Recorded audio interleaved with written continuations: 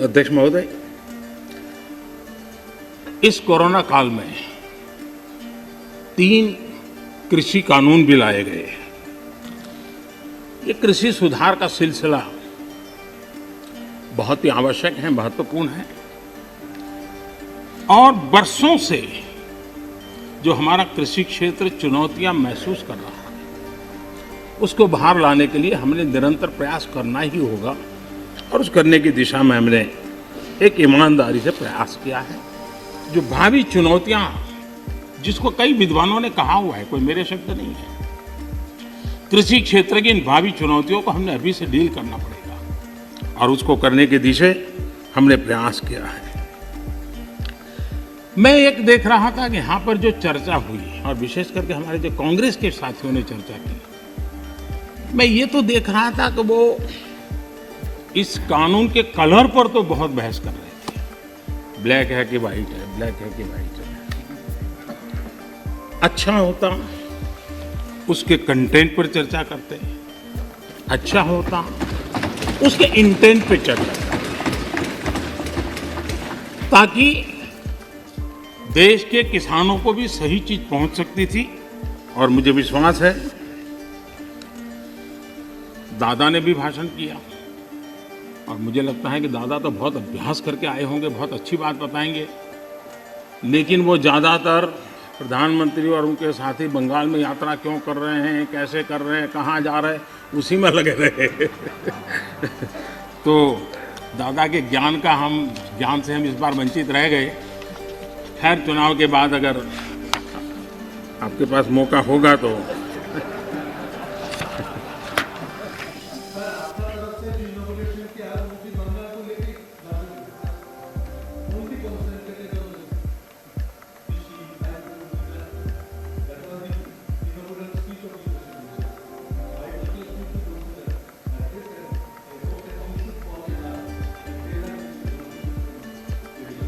ये कितना महत्वपूर्ण प्रदेश है, इसीलिए तो हम कर रहे हैं। हाँ, आप लोगों ने इसको इतना पीछे छोड़ दिया, हम तो इसको प्रमुखता देना चाहते हैं।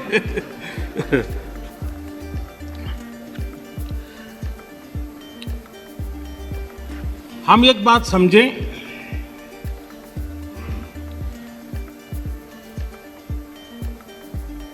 जहां तक आंदोलन का सवाल है, दिल्ली के बाहर हमारे जो किसान भाई बहन बैठे हैं, जो भी गलत धारणाएं बनाई गई, जो अफवाहें फैला गई, उसके शिकार हुए हैं। लेकिन मेरा पूरा भाषण बोलने के बाद सब कीजिए, आपको मौका मिला था।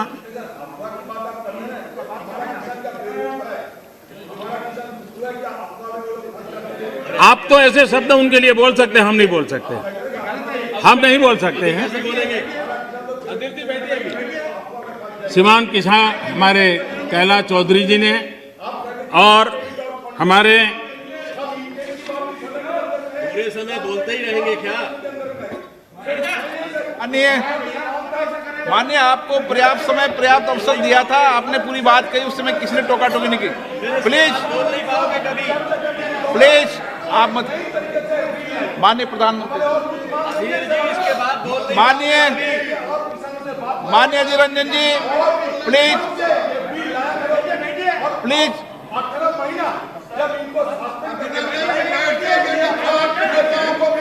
माननीय अधीर रंजन जी, प्लीज।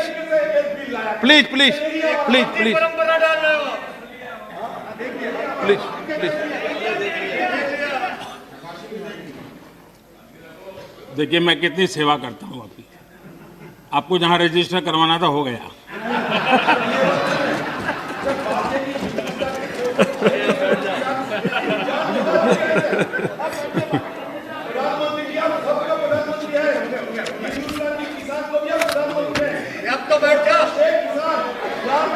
माननीय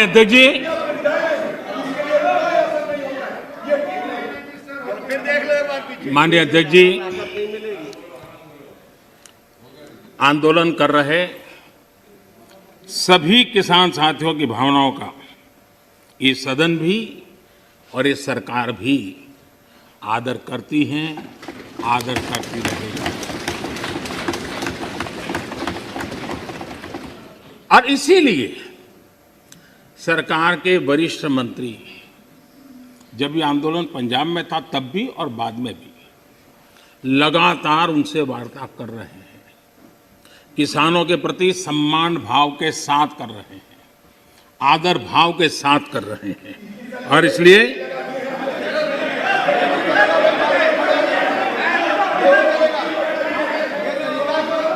आपने 30 मिनट, 1 मिनट,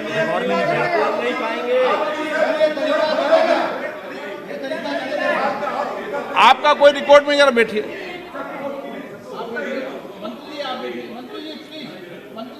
अधीर बाबू कुछ कहना है तो और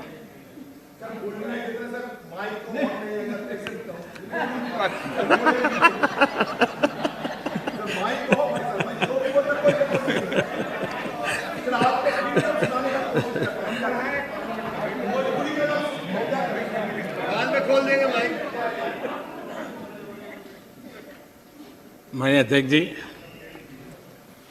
बीच बीच में जरूरी होता है सब। लगातार बातचीत होती रही है और जब पंजाब में आंदोलन चल रहा था उस समय भी हुई है, दिल्ली आने के बाद हुई ऐसा नहीं है। बातचीत में किसानों की शंकाएं क्या है वो ढूंढने का भी भरपूर प्रयास किया गया।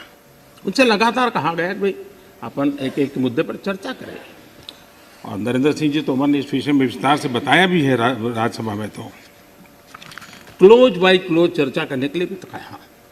और हम मानते हैं कि अगर इसमें कोई कमी हो और सचमुच में किसान का नुकसान करते उसमें बदल करने में क्या जाता है जी। ये देशवासियों के लिए है, अगर कोई निर्णय करते हैं तो किसानों के लिए है। लेकिन हम इंतजार करते हैं, अभी भी हम इंतजार करते हैं कि वो अगर कोई चीज़ स्पेसिफिक बताते हैं और अगर वो कन्विंसिंग है तो हमें कोई संकोच नहीं है। और इसलिए हम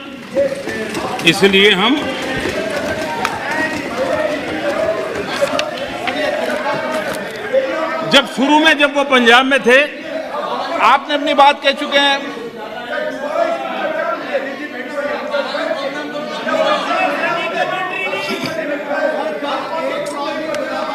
एक मिनट बोल दिया ना, नहीं ऐसा ठीक नहीं है। आपको पर्याप्त समय पर्याप्त अवसर मैंने दिया था, किसी ने टोका टोकी नहीं की थी। नहीं माननीय सुरेश जी प्लीज बैठिए, प्लीज। नो, ये तरीका नहीं है, नहीं, no.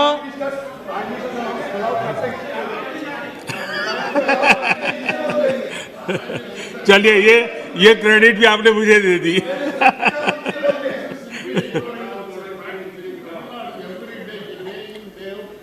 Mister Balu please, please.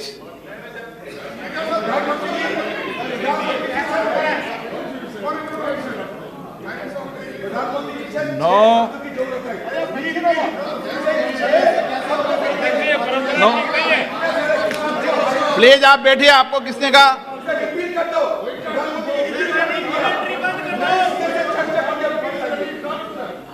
TR Balu ji please, please please please, आपको मैं पर्याप्त समय पर्याप्त अवसर देता हूं। Please please sit down. माननीय प्रधानमंत्री जी, आपका कोई नोट नहीं हो रहा। माननीय प्रधानमंत्री,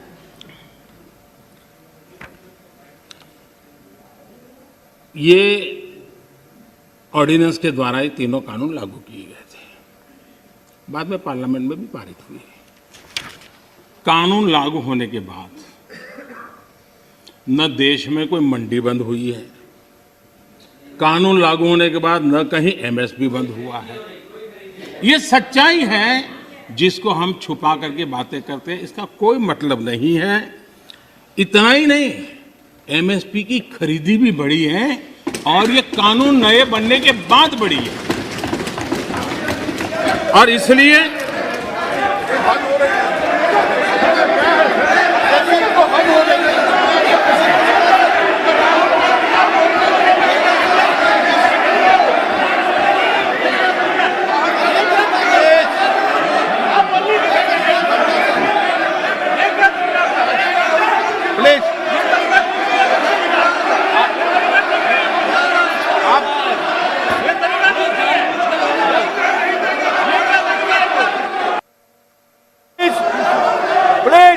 अधीर रंजन जी प्लीज एक मिनट बैठिए बैठिए बैठिए बैठिए आसन पे बैठिए।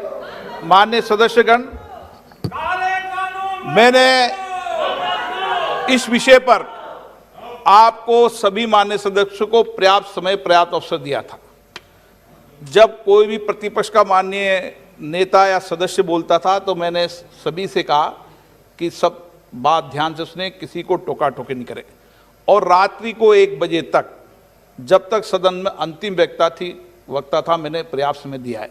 मेरा आपसे आग्रह है, माननीय प्रधानमंत्री जी अपनी बात कह रहे हैं, आपने अपनी बात कह चुके हैं, उनका जवाब माननीय प्रधानमंत्री जी दे रहे हैं। माननीय प्रधानमंत्री से आग्रह करूंगा अपनी बात।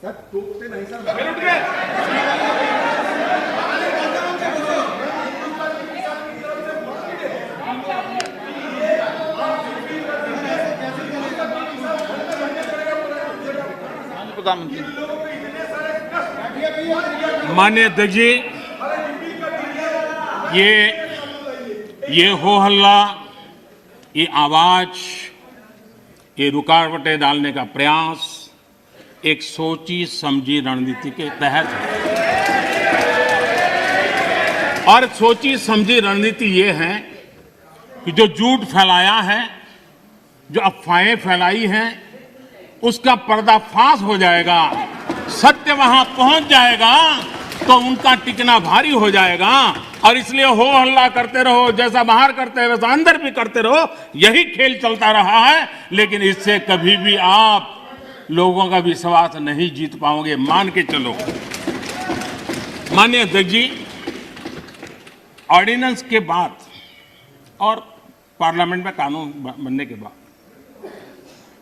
किसी भी किसान से मैं पूछना चाहता हूं कि पहले जो हक उनके पास थे, जो व्यवस्थाएं उनके पास थी, उसमें से कुछ भी इस नए कानून ने छीन लिया है क्या? इसकी चर्चा, उसका जवाब कोई देता नहीं है। सब कुछ वैसा का वैसा वो है पुराना। क्या हुआ है? एक अतिरिक्त विकल्प व्यवस्था मिली है, वो भी क्या कंपलसरी है?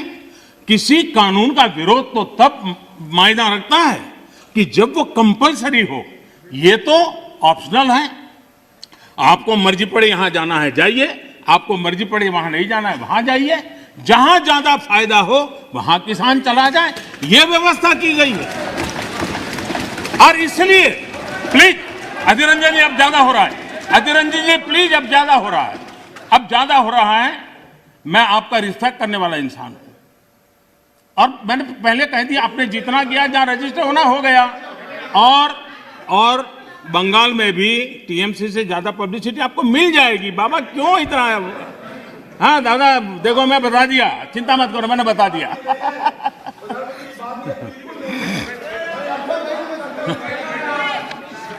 अधीर रंजन जी प्लीज, अधीर रंजन जी, अच्छा नहीं लगता है। मैं इतना आदर करता हूं, आप आज ऐसा क्यों कर रहे हैं? आप ऐसा क्यों नहीं करते? अरे भाई, हद से ज्यादा क्यों कर रहे हैं आप? प्लीज अधीर रंजन जी प्लीज, माननीय सदस्य दादा प्लीज। ये नए कानून अध्यक्ष जी किसी भी के लिए बंधन करता नहीं है। ऐसे कानून है, उनके लिए ऑप्शन है, और जहां ऑप्शन है वहां विरोध के लिए कोई कारण ही नहीं बनता है। हां, ऐसा कोई कानून जो ऐसे थोप दिया हो, उसके लिए विरोध का कारण बनता है। और इसलिए मैं कहता हूं लोगों को, और मैं देख रहा हूं आंदोलन का एक नया तरीका है। क्या तरीका है? आंदोलनकारी जो होते हैं वो ऐसे तरीके नहीं अपनाते। आंदोलनजीवी होते हैं वो ऐसे तरीके अपनाते हैं, और वो कहते हैं ऐसा हुआ तो ऐसा होगा, ऐसा होगा तो ऐसा होगा, ऐसा होगा तो ऐसा होगा। अरे भाई, जो कुछ हुआ ही नहीं, जो होना नहीं है, उसका भय पैदा कर करके, और पिछले कई सालों से लगातार सुप्रीम कोर्ट का एक जजमेंट आ जाए, कोई निर्णय नहीं हुआ है, और एकदम से तूफान खड़ा कर दिया जाए, आग लगा दी जाए देश में। ये जो तौर तरीके हैं, उन तौर तरीके जो भी लोकतंत्र में विश्वास करते हैं, जो भी अहिंसा में विश्वास करते हैं, उन सब के लिए चिंता का विषय होना चाहिए। ये सरकार की चिंता का नहीं, देश की चिंता का विषय होना चाहिए।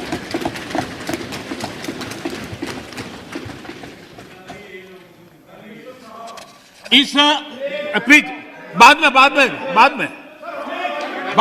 में समय मिलेगा आपको। नो, माननीय अध्यक्ष जी, प्लीज, ये तरीका ठीक नहीं। माननीय अध्यक्ष जी, आप समझ, पुरानी मंडियों पर भी कोई पाबंदी नहीं है। इतना ही नहीं, इस बजट में इन मंडियों को आधुनिक बनाने के लिए, उनके इंफ्रास्ट्रक्चर को सुधारने के लिए और बजट की व्यवस्था की गई है। और उस बजट के माध्यम से माननीय अध्यक्ष जी, ये जो हमारे निर्णय हैं प्लीज, वो सर्वजन हिताय, सर्वजन सुखाय की भावना के साथ लिए गए। आप माननीय नेता हैं, अध्यक्ष जी, आप ऐसा क्या करते हैं? आप सीनियर व्यक्ति हैं, प्लीज प्लीज बैठिए। माननीय अध्यक्ष जी, इस सदन के साथी भली भांति इस बात को समझते हैं, लेकिन कांग्रेस और कुछ दलों ने बड़े जोर शोर से बातें अपनी कही, लेकिन जिन बातों को लेकर के उनको कहना चाहिए कि भाई ये नहीं, ये अपेक्षा ये होती है कि उन्होंने इतना स्टडी करके आना है। इतना ही नहीं, जो लोग ये कहते हैं, हाँ, मैं हैरान हूं, पहली बार एक नया तर्क आया इस सदन में कि भाई हमने मांगा नहीं था तो दिया क्यों? हमने मांगा नहीं तो दिया क्यों? पहली बात है कि लेना न लेना आपकी मर्जी है, किसी ने किसी के गले मड़ा नहीं है, ऑप्शनल है, एक व्यवस्था है और देश बहुत बड़ा है। हिंदुस्तान के कुछ कोनों में इसका लाभ होगा, हो सकता है किसी एक आध कोने में न भी हो, लेकिन ये कंपलसरी नहीं है। और इसलिए मांगा और दिए का मतलब नहीं होता है। लेकिन मैं फिर भी कहना चाहता हूं, इस देश में माननीय अध्यक्ष जी, दहेज का कानून, दहेज के खिलाफ कानून बने, ये इस देश में कभी किसी ने मांग नहीं की थी, फिर भी देश की प्रगति के लिए कानून बना था। माननीय अध्यक्ष जी, ट्रिपल तलाक, इसके खिलाफ कानून बने, ये किसी ने मांग नहीं की थी, लेकिन प्रगतिशील समाज के लिए आवश्यक है, इसलिए कानून हमने बनाए हैं। हमारे यहां बाल विवाह पर रोक, किसी ने मांग नहीं की थी कानून बनाओ, फिर भी कानून बने थे, क्योंकि प्रगतिशील समाज के लिए आवश्यक होता है। शादी की उम्र बढ़ाने के निर्णय किसी ने मांग नहीं की थी, लेकिन प्रगतिशील विचार के साथ वो निर्णय बदलने पड़ते हैं। बेटियों को संपत्ति में अधिकार किसी ने मांग नहीं की थी, लेकिन एक प्रगतिशील समाज के लिए आवश्यक होता है, तब जाकर के कानून बनाया जाता है। शिक्षा को अधिकार देने की बात किसी ने मांग नहीं की थी, लेकिन समाज के लिए आवश्यक होता है, बदलाव के लिए आवश्यक होता है, तो कानून बनते हैं।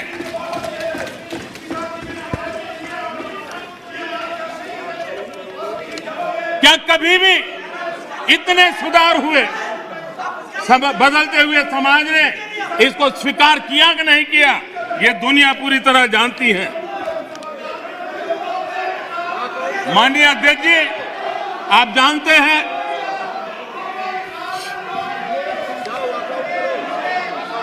उन्होंने पर्याप्त समय, पर्याप्त अवसर दिया है बोलने का, ये तरीका ठीक नहीं है आपका। ठीक,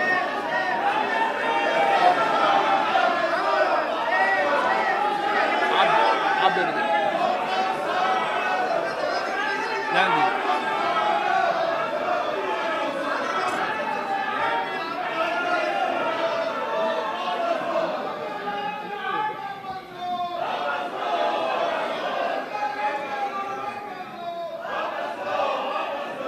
माननीय अध्यक्ष जी, हमें मानते थे कि हिंदुस्तान की बहुत पुरानी पार्टी कांग्रेस पार्टी, जिसने करीब करीब 6 दशक तक इस देश में एक चक्री शासन किया, ये पार्टी का ये हाल हो गया है कि पार्टी का राज्यसभा का तबका एक तरफ चलता है और पार्टी का लोकसभा का तबका दूसरी तरफ चलता है। ऐसी डिवाइडेड पार्टी, ऐसी कंफ्यूज पार्टी न खुद का भला कर सकती है, न देश की समस्याओं के समाधान के लिए कुछ सोच सकती है। इससे बड़ा दुर्भाग्य क्या हो सकता है? कांग्रेस पार्टी राज्यसभा में भी है, कांग्रेस पार्टी के वरिष्ठ नेता राज्यसभा में बैठे हैं, लेकिन वो एक बहुत आनंद और उमंग के साथ वाद विवाद करते हैं, विस्तार से चर्चा करते हैं, अपनी बात रखते हैं। और यही कांग्रेस पार्टी का दूसरा तबका अब समय तय करेगा। माननीय अध्यक्ष जी, ईपीएफ पेंशन योजना, हमें मालूम है कभी ऐसे केसेस मेरे सामने आया जब 2014 के बाद में आया बेटा, किसी को पेंशन 7 रुपये मिल रही थी, किसी को 25 रुपये, किसी को 50 रुपये, किसी को 250 रुपये, ये देश में चलता था।